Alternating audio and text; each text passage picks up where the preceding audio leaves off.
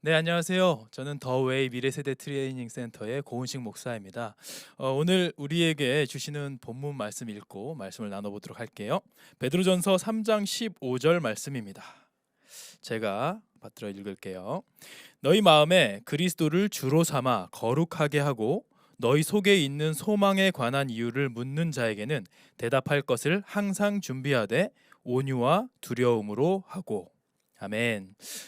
이 말씀, 오늘 우리에게 주시는 말씀의 제목은 복음을 대하는 우리의 자세인데, 이 한 구절 말씀을 통해 우리가 복음을 어떻게 대하고 들여다봐야 될지를 고민해보는 시간을 가지면 좋을 것 같습니다. 그런데 지금 아마 저를 처음 보시는 분들 입장에서는 순간 뭔가 좀 불안함이 몰려올 수 있을 것 같아요. 아무리 봐도 목사같이 생기지 않은 좀 불량한 비주얼이죠. 이번 수련회의 다른 강사진들은 이제 비주얼이 다 은혜가 이렇게 흘러 넘치는 비주얼인데 저만 유독 약간 불량한 비주얼을 가지고 있는 것 같습니다. 그래서 제가 실은 저는 청소년 사역을 올해 21년째 하고 있는 청소년 사역을 하는 목사인데요. 제가 어딜 가나 이제 강단에 서서 말씀을 전하려고 하면 이제 회중들의 동공이 흔들리는 게 보여요. 왜? 아무리 봐도 은혜 끼칠 비주얼이 아니라 당장 주님의 은혜가 필요한 비주얼로 보이는 거죠. 그래서 제가 이제 물어봅니다. 여러분 저 뭐 하는 사람 같이 생겼나요? 라고 물어보면 제일 많이 듣는 게 뭐 종합격투기 선수 같이 생겼어요. 뭐 형사 같아요. 뭐 보디가드 같아요. 뭐 이런 얘기 많이 듣고요. 뭐 조폭같이 생겼습니다. 깡패 같아요. 양아치 같이 생겼습니다라는 얘기도 많이 들어요. 그리고 이 얘기는 정말 듣고 싶지 않았는데 얼마 전에는 제가 일본의 야쿠자 같이 생겼다라는 얘기까지 들으면서 야, 내가 이 얼굴로 좀 인상 쓰고 댕기면 곤란하겠다 싶어가지고 이제 실실 웃으면서 댕기고 있습니다. 그런데 제가 이제 좀 웃으면서 다니면 또 다른 차원의 이런 이야기들을 많이 듣는데요. 최근에는 일식집 사장님 같이 생겼다라는 얘기도 들어봤어요. 뭐 그리고 뭐 이제 휴대폰 판매원 같이 생겼습니다. 뭐 이런 얘기도 듣고 있습니다. 뭐 어쨌든 제 얼굴 자체가 이렇게 막 은혜를 끼칠 뭐 사랑을 머금은 뭐 목사 같이 생기진 않았죠. 그러나 저는 청소년을 또 다음 세대를 사랑하는 목사이고요. 그리고 이제 또 단란한 가정을 이루고 있는 한 가정의 가장이기도 합니다. 그래서 사랑하는 아내와 또 사랑스러운 한 아들을 데리고 있죠. 근데 이 아들이 올해 이제 초등학교에 들어갔는데요. 요 녀석이 어렸을 때부터 이렇게 좀 이제 말을 제잘제잘하면서 이렇게 저에게 질문을 많이 하는 아들이었는데 어느 날 요 녀석의 질문이 저를 되게 당황스럽게 한 적이 있어요. 요 녀석이 질문을 했는데 어 이 어린 아들 이제야 초등학교 1학년인 이 아들의 질문이 어떻게 아빠를 당황스럽게 할 수 있었을까요? 여러분도 한번 들어보시죠. 이게 뭐라고 질문했냐면 아빠 할아버지 죽고 할머니 죽고 그다음에 아빠 죽고 엄마 죽고 그다음에 건이가 죽는 거야? 라면서 죽음의 순서를 물어본 거예요. 근데 그 단순한 질문에 제가 당황하고 말았습니다. 왜? 우린 다 정답을 알고 있잖아요. 오는 데는 순서가 있지만 가는 데는 순서가 없다. 이 진리를 우린 모두 다 알고 있죠. 그런데 그거를 어린 아들한테 굳이 그걸 설명한다고 정색하면서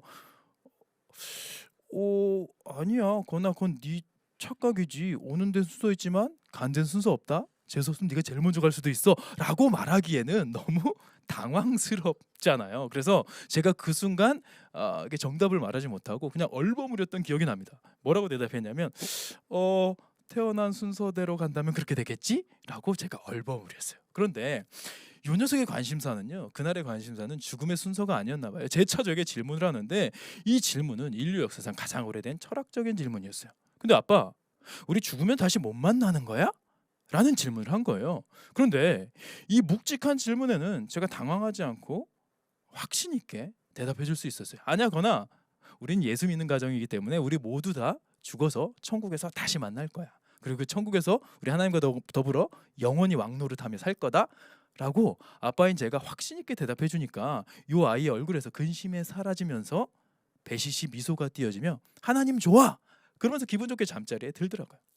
여러분 이 장면을요 믿지 않는 사람들이 보면 되게 그냥 40대 중반의 아저씨가 어린 아들을 좀 안심시켜 주기 위해서 본인도 믿지 않지만 동화적인 이야기를 꾸며서 한 것처럼 느낄 겁니다. 우리가 예를 들면 드라마나 뭐 영화에서 보면 어린 아이가 엄마랑 사별을 했어요. 그럼 옆에 있는 어른이 뭐라고 이 울고 있는 아이를 위로해 줍니까?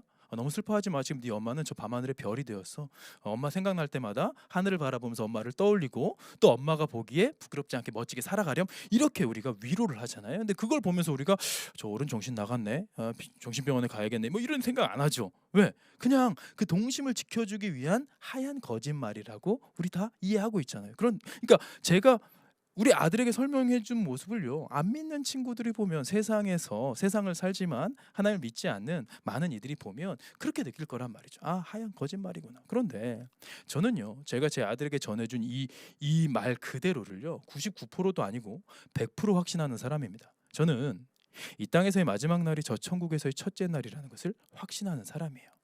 여러분, 이 확신, 이 땅에서의 마지막 날이 저 천국에서의 첫째 날이라는 이 확신이 우리 크리스찬의, 우리 그리스도인의 정체성이라는 거죠. 그리고 그것이 바로 특권이라는 겁니다. 여러분, 이 특권을 누리고 계십니까? 여러분, 저는 이 복음에 있어서 우리 크리스찬은 복음을 소유하는 순간 특권을 가지게 되는 거예요. 그 특권이 무엇이냐? 죽음을 두려워하지 않는 거죠. 더 이상 죽음을 두려워하지 않는 겁니다. 세상 사람들은요, 아무리 잘 나가고 아무리 성공하고 뭐 운동해가지고 건강한 사람이라 할지라도 막연하게 죽음에 대한 두려움을 가지고 있어요. 우리는 실은 모두가 알고 있죠. 내가 죽음을 묵상하면서 죽음을 두려워하면서 살아가진 않죠. 왜? 우리는 아직 건강하고 젊으니까요. 그러나 언젠간 내가 죽을 거라는 건 우리 모두가 다 알고 있어요. 그러니까 실은 우리는 우리 인생에서 뭐 성공을 누리고 행복을 누리고 성취를 누리다가도 그 순간이 지나가고 나면 결국에는 공허함을 느끼고 결국에는 비참하게 죽어가는 것이 우리네 인생 같아 보여요. 그래서 실은 우리가 살아가는 것은 언젠간 죽을 것을 알지만 그래도 늙어서 비참해지지 않기 위해서 열심히 살아가는 것이죠. 그렇지 않습니까? 그래서 공부 열심히 해서 좋은 대학 가려고 하고 좋은 직장 취직하려고 하고 성공하려고 하고 연봉 올려가지고 큰 집에서 살려고 하는 이 모든 것들이 언젠간 죽을 것을 알지만 내가 늙어서 비참해지고 싶지는 않다. 노후 대비하는 인생이 되는 것이죠. 그런데 이 노후 대비에 여념이 없는 인생들 속에서 우리 크리스찬들은 뭐냐? 노후 대비가 아니라 사후 대비가 확실히 되어 있는 존재들이 바로 우리 크리스찬이다라는 것을 우리가 기억할 수 있었으면 좋겠어요. 세상 사람들은 죽음을 두려워합니다. 우리는 살아간다는 표현을 쓰지만 결국에는 엄밀히 따지면 우리는 죽어가고 있는 거죠. 어제보다 오늘, 오늘보다 내일 우리는 무덤에 더 가까이 다가가고 있기 때문에 그렇습니다. 우리는 결국 죽어가고 있는데 그 죽음, 두려운 죽음을 극복해낸 존재들이 바로 크리스찬이라는 거죠. 크리스찬은요, 진짜 제대로 여기서 말하는 크리스찬은 교회 다니는 사람들을 말하는 게 아니라 예수를 진짜 제대로 믿는 사람들을 말하는 거예요. 우리 크리스찬들은요, 죽음을 두려워하지 않습니다. 왜?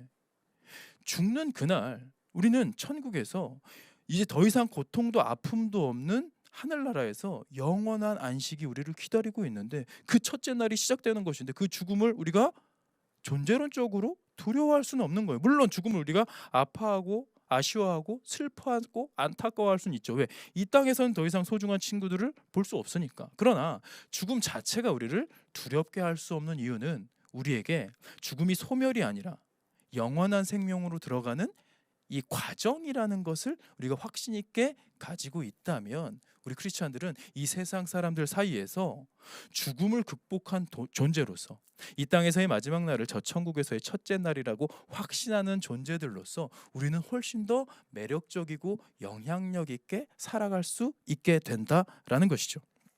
그래서 요한복음 3장 16절은 우리에게 어떤 말씀입니까? 하나님이 세상을 이처럼 사랑하사 독생자를 주셨으니 이는 그를 믿는 자마다 멸망하지 않고 영원한 생명을, 영원한 생명, 이터널 라이프를 우리에게 얻게 하려 하심이라. 여러분, 이 말씀이요, 그냥 머릿속으로만 그냥 내가 유일하게 외우는 암송 구절 이게 아니고요. 이걸 믿음으로 취하게 된다면 영원한 생명이 우리에게 믿음으로 말미암아 주어진다라는 것이죠. 그리고 더 나아가서 사도 바울은 뭐라고 얘기를 합니까? 고린도전서 15장 19절에 보면요, 만일 그리스도 안에서 우리가 바라는 것이 다만 이 세상의 삶뿐이면 모든 사람 가운데 우리가 더욱 불쌍한 자이리라 라고 말씀하고 있어요. 이 말은 뭡니까? 우리가 예수를 믿는다고 하면서 교회를 다닌다고 하는데 이 땅에서의 것만으로 우리가 교회를 다닐 수 있을까요? 이 땅에서의 유익? 자, 교회 다니면 많은 사람들이 교회 다니면 뭐 안 믿는 사람들 사이에서 교회 다니는 것이 뭐 어떤 심적인 안식을 줄 수 있다라는 생각도 있고요. 또 관계적인 좋은 네트워크가 있기 때문에 이 땅에서의 유익이 없다고 볼 수 없어요. 있죠. 여러분들도 보면 교회 다닐 때 이 교회 커뮤니티가 얼마나 우리 사는 인생에 좀 위로를 줍니까? 여러분들 나이가 좀 더 들어보면 지금 아직 어려가지고 뭐 서로의 경조사를 챙기기에는 뭐 흔치 않은 일이겠지만 나중에 뭐 결혼식이든 뭐 장례식이든 뭐 입원을 하든 뭐 승진을 하든 뭐 여러 가지 일들이 있잖아요. 그럴 때마다 그냥 내가 사회적으로 그때그때 누린 네트워크를 넘어서서 어렸을 때부터 이 교회 공동체 안에서 오랜 시간 교제한 이 그룹 안에서는 진심 어린 축하와 격려, 그리고 때로는 슬픈 일이 있을 때 같이 가서 울어주면서 그 슬픔을 반감시키는, 반으로 나누는 그런 놀라운 일들을 우리 교회 안에서 이루어진단 말이에요. 그러니까 이 세상의 삶을 기준 삼아도 교회 다닐 메리트는 분명히 존재한다라는 것입니다. 그런데 우리가 바라는 것이 다만 이 세상의 삶이 다라면 사도 바울이 뭐라고 고백합니까? 우리는 모든 사람 가운데 더욱 불쌍한 자이리라. 무슨 얘기죠? 교회를 다니는데 이 땅에서의 어떤 성공이나 어떤 네트워크나 어떤 좋은 친교 이런 정도의 수준에 머물면서 교회 다니는 이유를 거기다 둔다면 우리는 안 믿는 이들보다 더 불쌍한 자들이다 라고 성경이 우리에게 전하고 있는 거죠. 달리 말하면 뭡니까? 우리는 저 영원한 생명 하늘 상급을 바라봐야 한다라는 얘기가 되겠죠. 자, 요한일서 2장 25절에 보면요, 그가 우리에게 약속하신 것은 이것이니 곧 영원한 생명이니라 라고 말씀하고 있어요. 그러니까 많은 크리스찬들이 교회 다니면 뭐 이 땅에서 유익할 거 뭐 기도 열심히 하면 뭔가 건강해지고 장수하고 성공하고 그럴 것 같지만 여러분, 그거는요 우리의 바람이지 성경이 우리에게 보장하는 내용이 아니에요. 성경은 때로는 예수 믿는 것 때문에 꼬인 인생들도 기록하고 있습니다. 성경 인물 뭐 사도 바울이나 열두 사도나 보면 다 그렇잖아요. 예수 믿기 전에 뭐 그냥 잘 나가, 사도 바울 같은 경우 특히 예수 믿기 전에 되게 잘 나가는 리더였는데 예수 믿은 것 때문에 그걸 전하다가 모진 고문을 당하고 결국에는 사형까지 이르게 되죠. 이거는 특수한 몇몇이겠죠? 아니요. 우리나라의 복음을 전하러 온 선교사들 중에도 정말 젊고 유능한, 정말 탁월한, 그래서 자신의 삶을 위해서 열심히 살았으면 그냥 떵떵거리면서 살 수 있는 사람들이 이 오지에 와서 복음을 전하겠다는 일념으로 와서 젊은 나이에 풍토병을 앓고 죽은 이들, 가족을 잃은 이들 얼마나 많습니까? 그렇게 보면 실은 우리가 소유한 이 복음이 이 땅에서의 성공이나 이 땅에서의 행복을 보장해 주는 것은 사실이 아니에요. 그러나 여기 이 말씀에서 뭘 약속합니까? 그가 우리에게 약속하신 것은 이것이니 곧 영원한 생명이니라. 여러분, 전 그래서 우리 오늘날 살아가는 우리 크리스찬들이요, 이 영원한 생명에 대한 이 확신을 가질 수 있는 이 믿음을 소유하게 되기를 축복합니다. 여러분들이 교회 다니는 이유는요, 이 땅에서의 좋은 네트워크, 이 땅에서의 어떤 유익, 이 땅에서 좀 뭔가 의지할 대상, 그래서 외롭지 않기 위해 이런 게 아니에요. 영원한 생명이 우리에게 주어지는 놀라운 특권이 이 예수 그리스도의 십자가를 통해 유일하게 전해졌기 때문에 이것을 우리가 믿음으로 취하게 되는 것이죠. 빌립보서 3장 20절 말씀에 보면요, 놀라운 말씀이 나오죠. 그러나 우리의 시민권은 하늘에 있는지라 거기로부터 구원하는 자 곧 주 예수 그리스도를 기다리노니, 이렇게 말씀하고 있어요. 여기서는 아예 더 나아가서 시민권에 대한 이야기를 합니다. 우리는 지금 당장 대한민국 국적을 가지고 살아가고 있습니다. 그런데 이것은요, 내가 대한민국 국적을 가졌다라는 얘기는 실은 우리나라에서 살아갈 때는 별로 큰 의미로 다가오지 않습니다. 왜? 그냥 누가 뭐 우리의 여권, 우리의 뭐 신분증 이거 별 상관없어요. 왜? 우리나라 안에 살아가고 있기 때문에 나는 그냥 당연하게 여기면서 살아가게 되죠. 그런데 이게 언제 의미가 있냐면 해외로 나갈 때, 여러분 해외여행 갈 때는요, 해외여행 갈 때 뭐가 필요합니까? 여권이 필요하죠. 그 여권은 뭐예요? 내가 대한민국 국민인 것을 보증해 주는 것이고, 그래서 내가 다른 나라로 여행을 할 때 그것을 보장해 주는 신분을 보장해주는 역할을 하는 것이 바로 여권이거든요. 여러분, 이 여권은 어린 아이에게도 필요합니다. 제 아들이 17개월이었을 때 실은 이제 제 아내도 이제 목사거든요. 제 아내랑 저랑 같이 뉴질랜드에 복음을 전하려고, 청소년들에게 복음을 전하려고 가는데 맡길 데가 없어서 우리 아들이 같이 갔었어요. 17개월이었던 우리 아들에게도 여권이 필요하더라고요. 여권을 만들어 가지고 대한민국 아이입니다, 이거 보장해서 가는 거예요. 근데 그때 만약에 여권이 우리에게 주어지지 않으면 나갈 수 없는 거죠. 비행기 티켓을 이미 구매했다 하더라도 움직일 수 없는 거예요. 제가 잘 아는 저와 친한 목사님이요, 같이 이제 미국에 이제 뭐 비전 트립으로 가려고 이렇게 준비를 하고 있었습니다. 그런데 그 중에 한 목사님이 비자가 거절당한 거예요. 아니 뭐 오래 체류하겠다는 것도 아니고 여행 비자를 받으려고 했는데 여행 비자가 거절당했어요. 이유가 뭔지 아십니까? 이분이 20대 때에 이 중동 지역에 무슬림 이슬람권에 여러 번 전도 여행을 가신 거예요. 선교 여행을 가신 거예요. 그러다 보니까 그게 다 이력에 나오는 거예요. 그러니까 젊은 날에 이슬람 중동권에 여러 번 왕래를 했던 이 사람이 이 미국 입장에서는 뭔가 의심스러운 거예요. 이 사람이 뭔가 다른 의도를 가지고 여행 비자를 해서 뭐 하는 것은 아닐까 해가지고 대한민국 국적이 있었음에도 그의 행적 때문에 결국에는 비자가 거절당했어요. 아무리 뭐 비행기 티켓을 이미 구매했습니다, 안 돼요. 돈 더 얹어줄게요, 안 됩니다. 그냥 미국에서 거절해버리면 들어갈 수가 없는 거예요.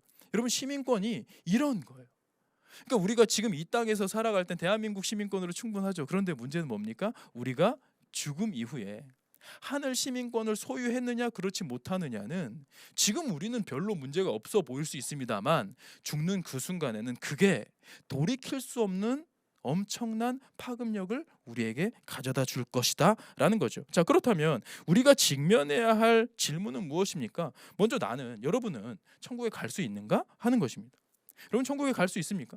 당장 우리 주님 오늘 이 자리에 오셔도 주님의 재림이 오늘이라고 한다면 나는 천국 갈 확신이 있습니다 라고 손들 수 있으신가요? 제가 청소년 사역을 20년 넘게 하면서 현장에서 이 질문을 많이 해보는데요, 참 안타깝게도요, 교회 분위기와 상관없이 구원의 확신을 누리는 사람은 많지 않다라는 거예요. 어떤 교회 갔을 때는요, 청년들이 한 70여 명 모여 있었습니다.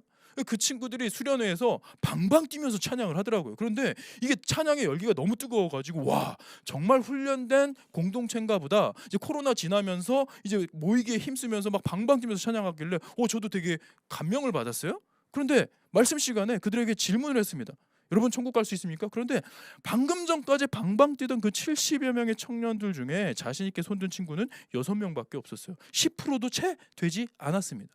그러니까 많은 이들이 되게 열심을 내면서 찬양을 하고 이렇게 예배에 뜨겁게 임했는데 그 안에 구원의 감격, 구원의 확신을 누리는 사람은 생각보다 소수였다는 거죠. 어떤 교회에 갔습니다. 좀 작지 않은 교회였어요. 되게 대형 교회였는데 청소년부가 한 300명 모여 있었어요. 그들이 정말 주일 예배였는데 그냥 방방 뛰면서 찬양하더라고요. 그래서 와, 찬양팀도 그냥 평소 그냥 특별한 주일이 아니었음에도 막 방방 뛰면서 찬양하고 찬양의 열기가 고조됐습니다. 그래서 와, 여기는 주일날에도 막 수련회 둘째 날 저녁 집회 같다 막 이런 느낌으로 제가 이제 예배에 임했죠. 근데 똑같은 말씀을 질문을 던지는데요, 거기서 구원의 확신을 가지고 천국 갈 수 있겠다 손 들어주는 친구는요 10명밖에 안 됐어요. 300명 중에 10명. 그럼 나머지 290명은 뭡니까? 여러분, 우리가 분명히 알아야 될 것은 찬양할 때 방방 뛴다고 우리가 천국 가는 것은 아니라는 거죠. 알고 보면 그 찬양할 때 방방 뛰던 친구들 나중에 클럽 가서 방방 뛰고 있을 수도 있는 거예요. 그냥 음악을 좋아하는 친구들 리액션, 우리가 예배 시간에 리액션이라는 것은요, 그냥 우리의 그냥 평상시에 그 우리의 성격이 드러나잖아요. 그러니까 원래 긍정적이고 원래 잘 웃는 친구들은요 그냥 예배 시간에도 빵빵 터지면서 막 이렇게 반응할 수 있어요. 그런데 그것이 믿음을 담보하는 것은 아니라는 거예요. 예배 시간의 리액션이 중요한 것이 아니라 하나님이 달아보시는 믿음은 우리가 골방에서 아무도 보는 이는 없는 곳에서 하나님을 향한 믿음, 하나님과의 관계가 설정되어 있느냐 하는 것이죠.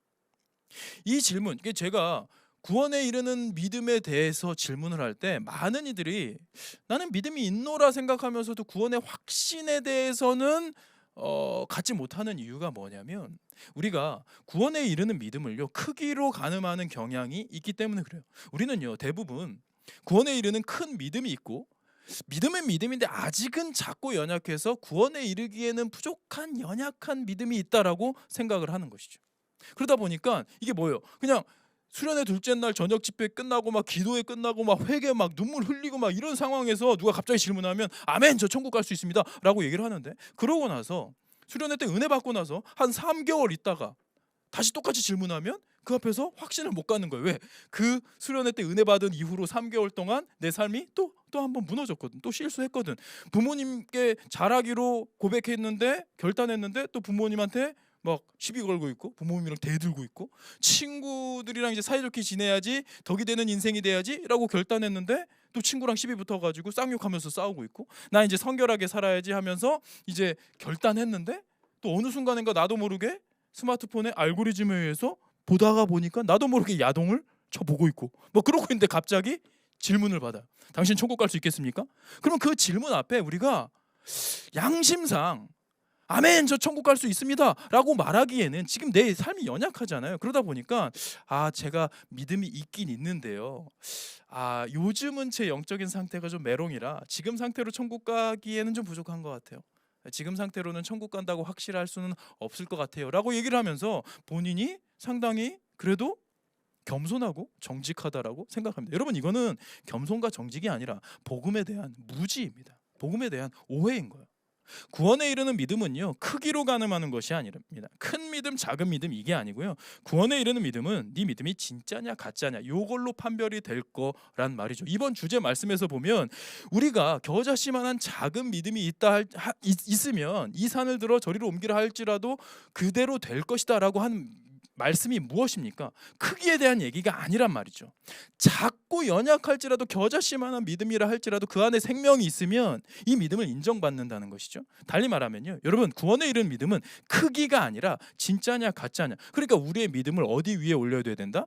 감정 위에 올려두면 이걸 크기로 가늠하려고 우리가 가늠할 겁니다. 왜? 이 감정적으로 뜨거우면 내가 믿음이 되게 좋아진 것 같아요. 근데 감정적으로 뭔가 다운이 돼 있으면 내 믿음도 같이 좀 약해진 것 같아요. 여러분, 그게 아니라 믿음은 감정 위에 두는 것이 아니라 말씀 위에 두어야 되는 것입니다. 말씀 위에 우리의 믿음을 둘 때 때로는 우리가 하루에도 12번씩 롤러코스터를 타는 그 감정이 때로는 다운돼 있을지라도 이 믿음, 말씀 위에 둔 믿음이 우리를 다시 일으켜 세울 힘을 갖게 되는 것이죠. 그래서 작고 연약한 믿음이라 할지라도 그 믿음이 말씀 위에 굳게 서서 진실되다고 판명이 된다면 그 안에 능력이 있다라는 것입니다. 반면에 우리가 뭐 감정적으로는 뜨거워요. 막 되게 교회 열심히 다니고 막 찬양팀도 하고 막 엄청나게 막 리더 훈련도 받고 그랬습니다. 근데 그것이 사람들 앞에서 칭찬받는데 익숙해져서 그 칭찬이 고파서 교회 프로그램에 임했을 뿐 하나님과의 친밀한 관계가 전혀 없다면 그 종교적인 열심은 진짜가 아니라 가짜라면 아무리 커 보이는, 아무리 열심히 써 보이는 모습이라 할지라도 그 믿음은 전혀 생명이 없기 때문에 인정받지 못한다라는 것이죠. 그래서 전 여러분에게 좀 도전하고 싶은 게, 여러분, 구원의 확신을 누리는 것은 우리가 뭘 통해 가능합니까? 우리의 감정이 아니에요. 여러분, 우리의 감정에 구원의 확신을 올리려고 하면 나중에 내가 어떤 인생의 굴곡진 상황 속에서 내 감정이 다운됐을 때 그럼 구원의 확신 감격을 잃어버리게 되면 얼마나 불행한 일이겠습니까? 그래서 여러분에게 다시 한번 질문 드립니다. 여러분, 구원의 확신이 있습니까? 라는 비슷한 질문으로 다른 질문을 한번 해볼게요. 여러분 인생 가운데 나는 부족하고 연약하지만 내 인생의 주인이 예수 그리스도이십니다 라고 고백할 수 있으십니까? 이 질문에 여러분들이 만약에 나는 부족하지만 그래도 제 인생의 주인은 예수 그리스도이심을 고백합니다 라고 할 수 있었다면 여러분 기뻐하십시오. 여러분 안에 성령님이 계시고 여러분은 하나님의 자녀, 하나님의 백성, 곧 하늘 시민권을 소유한 하나님의 사람이라는 뜻이죠. 왜요? 이건 뭐 제가 뭐 어떤 그런 권한, 이런 선포할 수 있는 권한이 저에게 있는 게 아니죠. 그러나 말씀을 통해 보면 그렇습니다. 고린도전서 12장 3절에 보면요, 그러므로 내가 너희에게 알리노니 하나님의 영으로 말하는 자는 누구든지 예수를 저주할 자라 하지 아니하고 성령으로 아니하고는 누구든지 예수를 주시라 할 수 없느니라. 아멘입니까? 여러분, 이 말씀 뭐예요?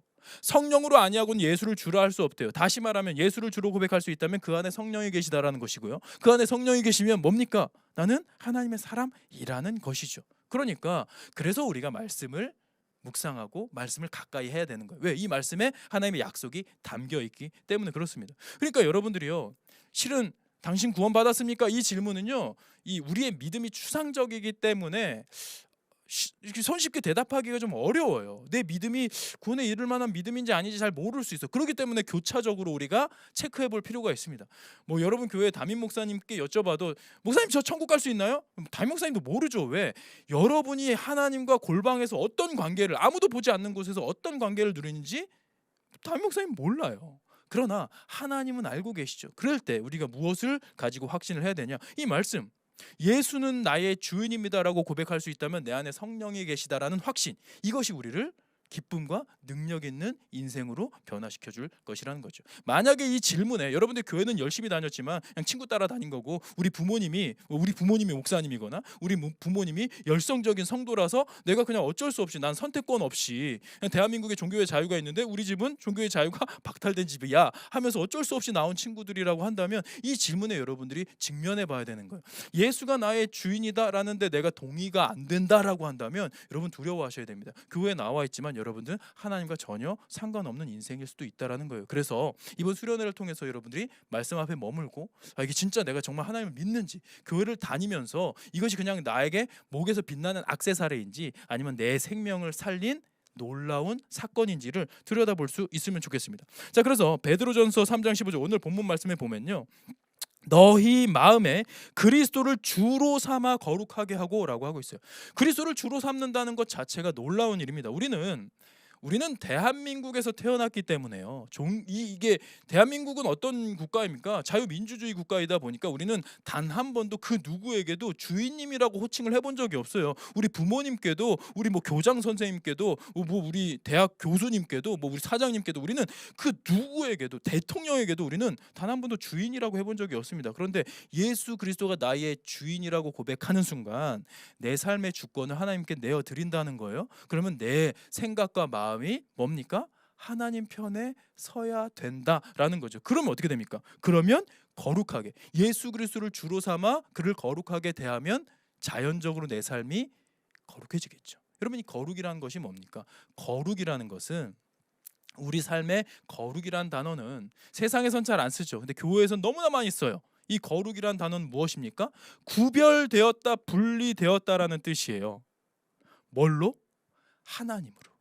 하나님으로 말미암아 세상과 구별되고 분리된 것을 우리는 거룩이라고 합니다. 이것은요, 그냥 비단 우리가 교회에 모였을 때 어떤 거룩한 모습으로 예배를 드리는 그것만이 아니라 우리 삶의 자세에서 흘러나오는 행동까지도 영향을 미치는 겁니다. 왜?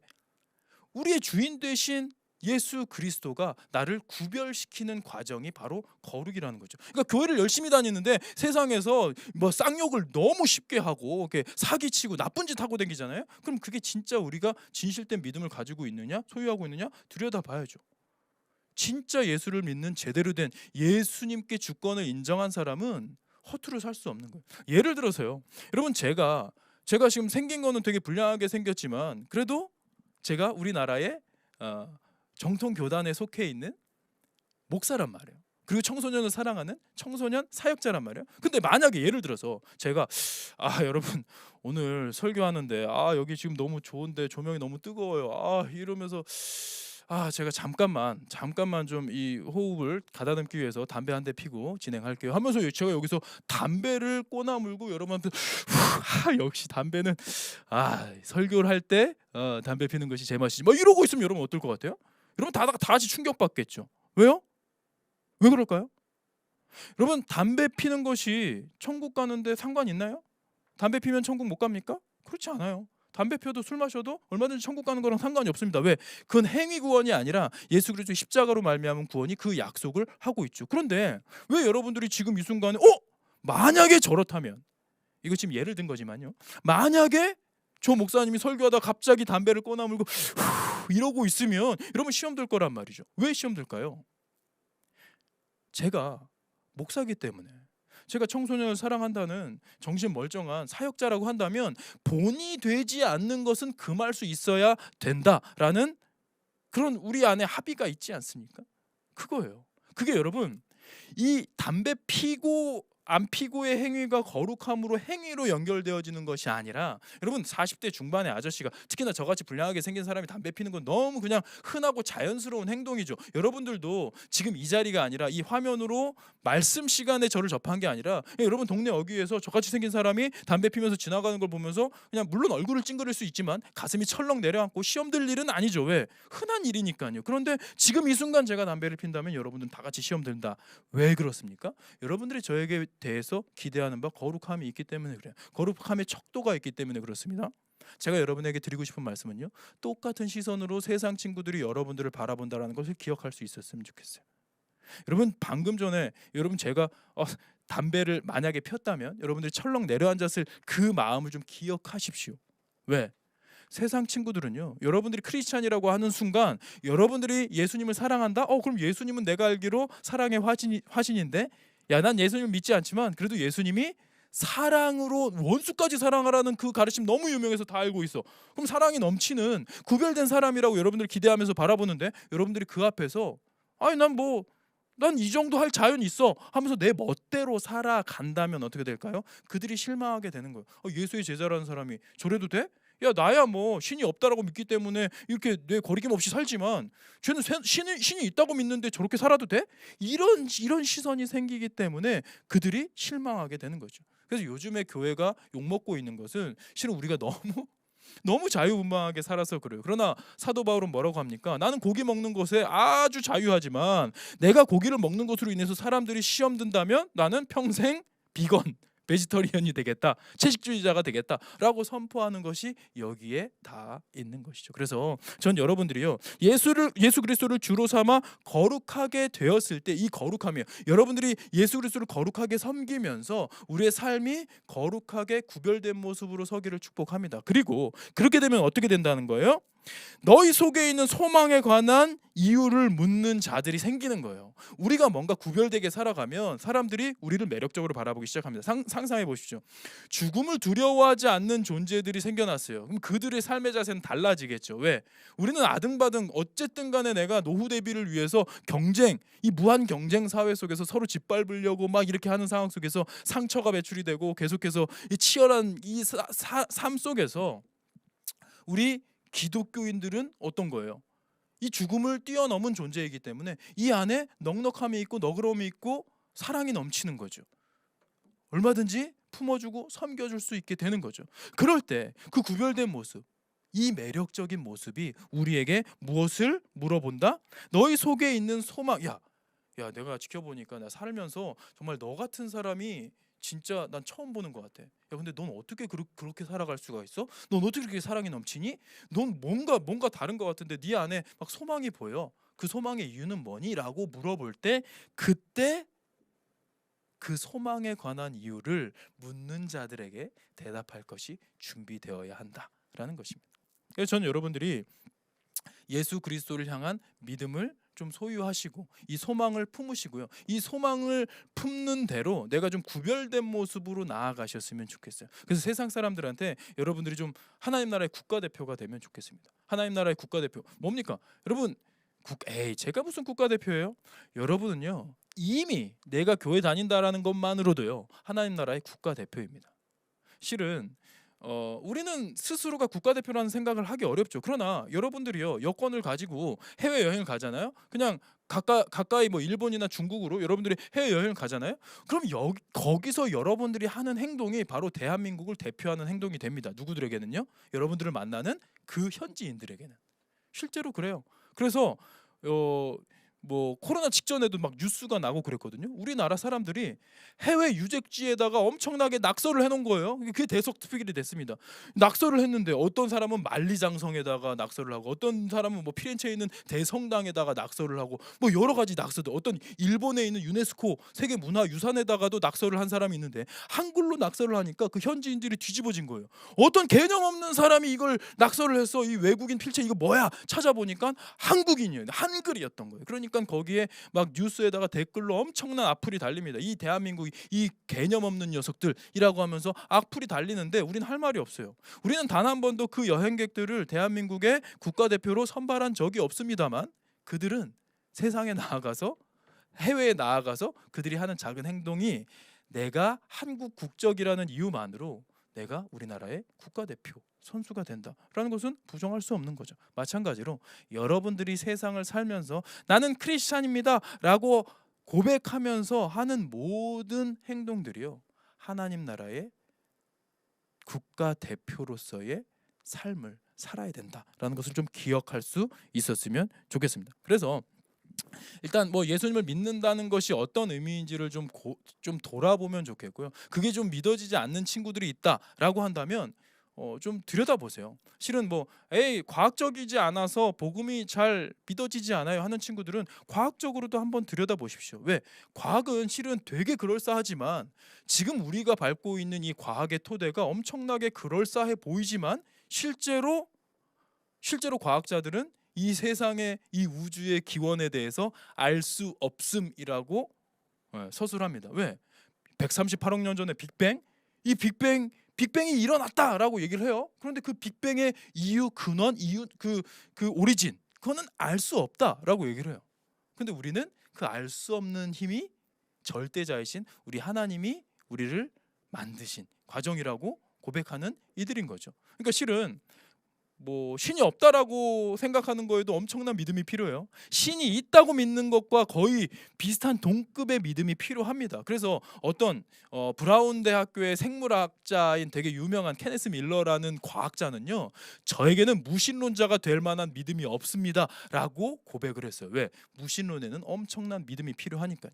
그러니까 세상 친구들에게 질문해 보면 야 우리 같이 예수 믿자라고 하면 이 친구들이 일단은 과학에 먼저 이 발걸음이 이제 좀 주저될 거예요. 근데 그런 것들도 우리가 고민해보고 세계 최고의 대학에서 최첨단 과학을 가르치는 수많은 과학자들 중에도 크리스찬들이 많이 있습니다. 그들의 고백도 한번 좀 눈여겨보고 아 내가 믿는 이 믿음이 그냥 어떤 신화적인 이야기로서의 그런 이야기를 믿는 그 수준이 아니라 정말 이 과학적인 토대 안에서도 흔들릴 수 없는 놀라운 이 근원이 이 안에 있구나라는 것을 좀 들여다볼 수 있으면 좋겠고, 그리고 이제 예수님의 십자가 사건에 대해서도 고민해 보면 좋겠어요.